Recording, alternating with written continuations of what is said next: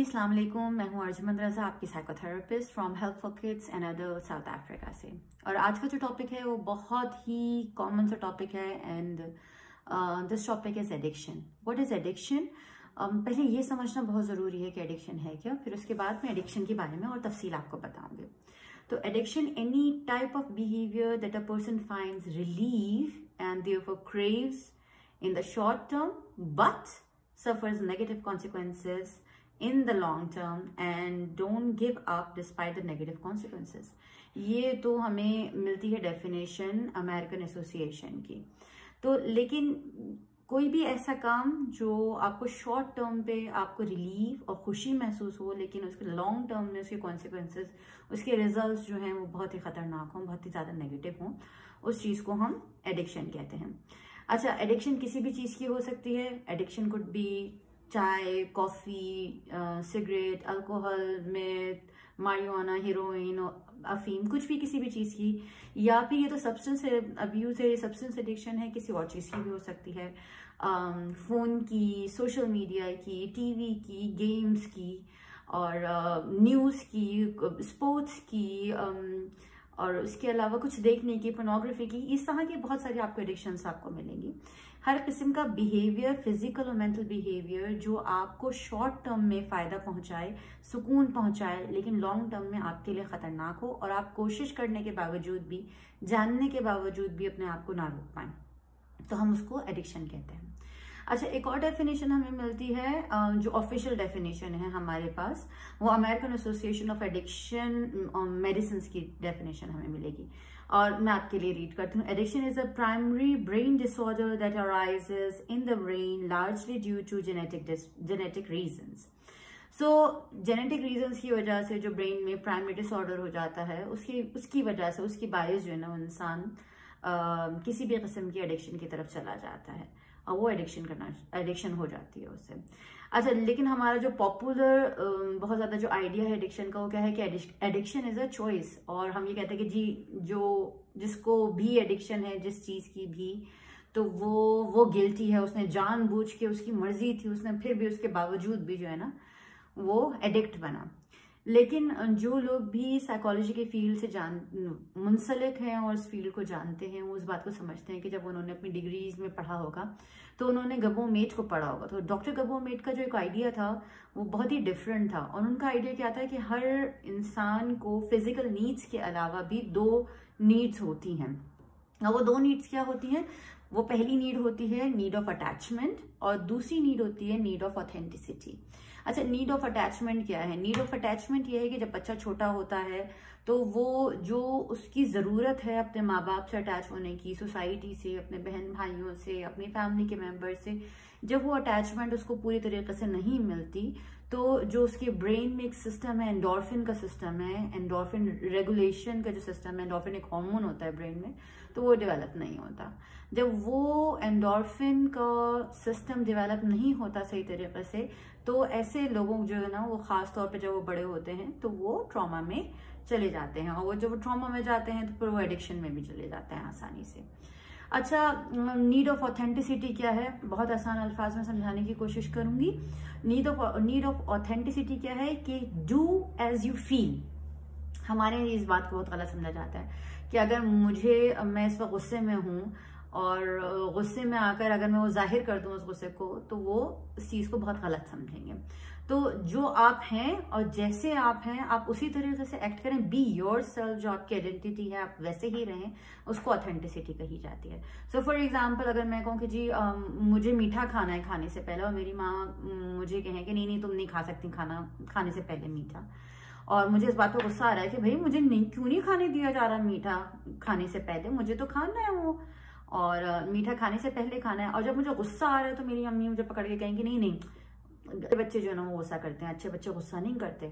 तो मैंने ये नहीं सुना कि अच्छे बच्चे गुस्सा नहीं करते, बल्कि मैंने क्या सुना? मैंने ये सुना कि मतलब जो बच्चे गुस्सा करते हैं वो अच्छे नहीं होते, तो मैं अच्छी नहीं हूँ।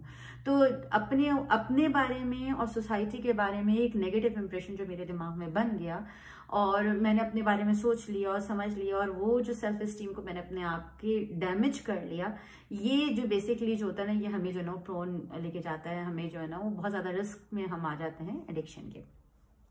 और ये जो चीजें हैं ये ट्रॉमा क्रिएट करती हैं। तो क्योंकि मुझे अपने पेरेंट्स से, अपनी वालदा से जो अटैचमेंट था, उस अटैचमेंट को बचाना था, तो मैंने क्या किया, अपनी जो नीड ऑफ ऑथेंटिसिटी थी उसको सप्रेस कर दिया। मैं क्या थी, मुझे क्या करना था, मैंने वो काम नहीं किया इस वजह से, क्योंकि मुझे वो जो अटैचमेंट जो थी, मुझे उसको बचाना था। तो उसकी नीड को बचाने के लिए जब मैंने दूसरी नीड को सप्रेस किया तो एक ट्रॉमा क्रिएट हो गया। अच्छा, ट्रॉमा क्या है? बहुत मिसकॉन्सेप्शन है, बहुत सारे सवाल किए जाते हैं कि जी ट्रॉमा क्या है, ट्रॉमा क्या है। हमारी नज़र में ट्रॉमा क्या है कि अगर हमने बचपन में देखा कि हमारे पेरेंट्स की फाइट हो रही है तो वो ट्रॉमा है, उन दोनों की झगड़े हो रहे हैं, ट्रॉमा है, फिजिकल और सेक्सुअल अब्यूज हो रहा है, ट्रॉमा है, डिवोर्स हो रही है, ट्रॉमा है, या पैसे नहीं थे, फाइनेंशियल इश्यूज थे, ट्रॉमा है। तो हमारे साथ किसी ने ऐसा ऐसा ऐसा इमोशनल अब्यूज किया, वर्बल अब्यूज किया, ये सब ट्रॉमा ट्रॉमा ट्रॉमा। ये ट्रॉमा नहीं है, ये ट्रॉमेटिक हैं, ट्रॉमेटिक इवेंट्स हैं, लेकिन ये ट्रॉमा नहीं है। Trauma is not some that जो आपके साथ होता है, जो आप, वो ट्रॉमा नहीं होता। जो आपके अंदर हो रहा होता है उन सारे इवेंट्स के बाद, वो ट्रॉमा होता है। और उन ट्रॉमा को सॉल्व करने के लिए, उन प्रॉब्लम्स को सॉल्व करने के लिए इंसान ज्यादातर एडिक्शन का सहारा लेता है। तो एडिक्शन मेरी नजर में प्राइमरी इशू नहीं है, प्राइमरी ब्रेन डिसऑर्डर नहीं है, बल्कि उससे भी पुराना कोई प्राइमरी इशू होता है, कोई प्राइमरी रीजन होता है जिसकी वजह से इंसान एडिक्शन की तरफ जो ना वो राग़िब हो जाता है, चाहे वो किसी भी किस्म की जो ना वो एडिक्शन को अपनाए।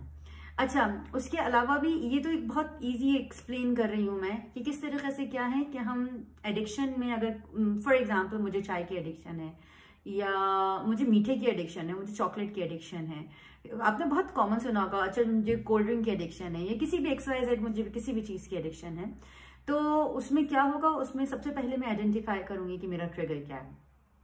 जब मैंने वंस आइडेंटिफाई कर लिया कि हाँ, जब मैं स्ट्रेस में होती हूँ, या मैं इस हालत में होती हूँ, या जब मैं हैप्पी होती हूँ, या मैं तो या ऐसी होती हूँ, तो मुझे जो है ना ये क्रेविंग होती है बहुत ज़्यादा। फिर उसके बाद अवॉइड स्ट्रेस, जिस स्ट्रेस की वजह से आपको क्रेविंग हो रही है उस स्ट्रेस को अवॉइड करें।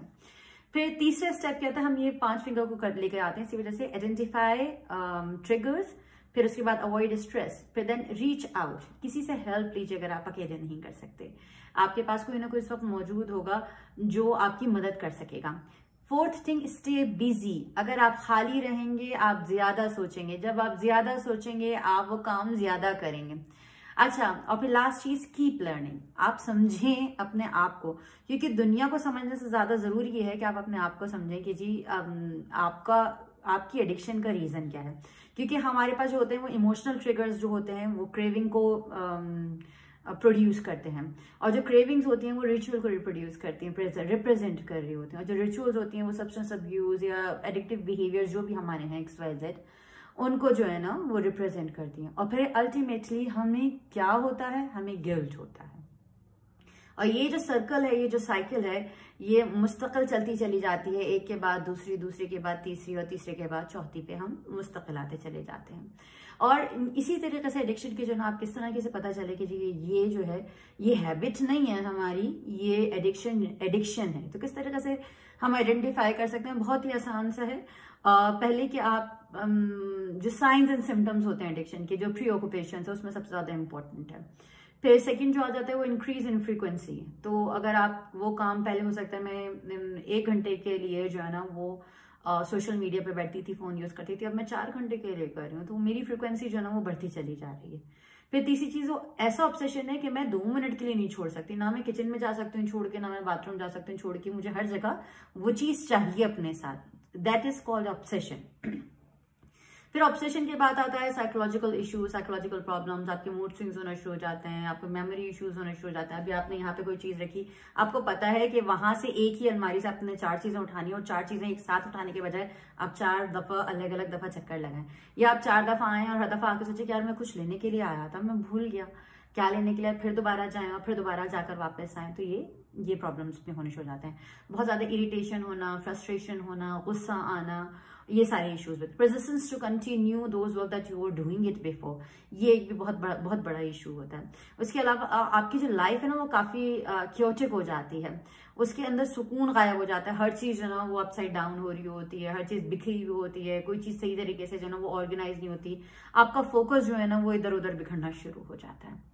तो आई होप कि ये वीडियो आप लोगों के काम की होगी, और क्योंकि हर कोई इंसान किसी न किसी टाइम पे इन फेजेस से गुजरा होता है, कभी ना कभी उसको ट्रॉमेटिक मेमोरीज उसके अंदर मौजूद होती हैं, कभी ना कभी उसको ऐसा महसूस होता है कि जी अटैचमेंट जो थी वो कम थी उस वक्त, चाहे वो पेरेंट्स से हो, सिबलिंग से हो, फ्रेंड से हो, या स्पाउस से हो, या बच्चों से हो, या किसी भी किस्म की। तो एंडोर्फिन के जो हार्मोन है वो बॉडी की नीड है, उस नीड को पूरा करने के लिए इंसान जो रास्ता निकालता है, इस रास्ते के अलावा भी बहुत से रास्ते हैं। अगर आपको ऐसा लगता है कि आपको भी किसी किस्म की एडिक्शन है और आपको हेल्प की जरूरत है, please do contact me at helpforkidsanadults@gmail.com।